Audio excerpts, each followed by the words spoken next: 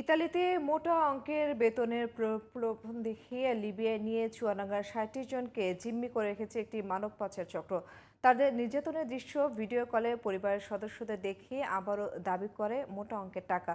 আর স্বজনকে বাঁচাতে চড়া সুদে ঋণ নিয়ে চক্রের দালালদের টাকা দিলেও মেলেনি আপনজনের। ঋণ দেওয়ার এনজিও চাপে পালিয়ে বেড়াচ্ছেন অনেকেই। চুয়াডাঙ্গার প্রতিনিধি রিফাত রহমান পাঠানোর রিপোর্ট জানাচ্ছেন সোহেল আহমদ।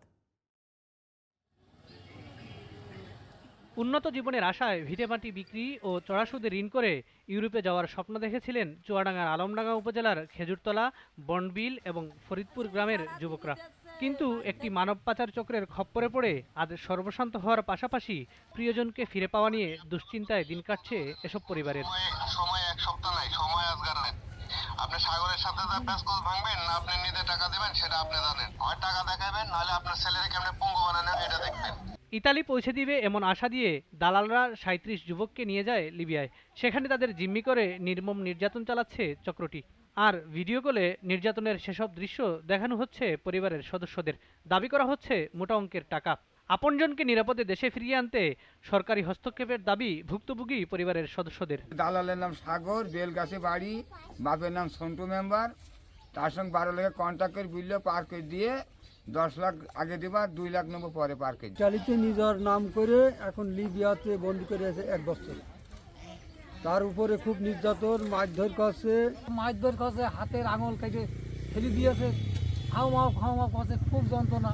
আমাদের আর বিদেশ যাওয়ার দরকার নেই, আমাকে ছেলেপিলের সুসম্মান বাংলাদেশে ব্যাগ দিন। জিম্মি দশা থেকে স্বজনদের মুক্ত করতে দালালরা নতুন করে আরও 15 থেকে 30 লাখ টাকা দাবি করছে বলে জানালেন ভুক্তভোগীরা।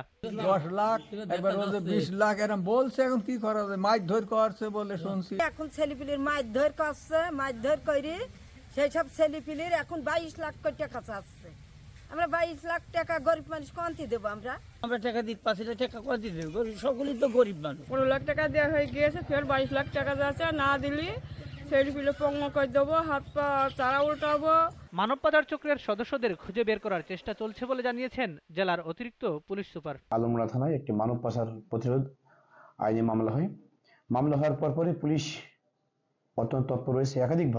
একাধিক সময় আমরা আসামিদের ধরার জন্য অভিযান অব্যাহত রেখেছি।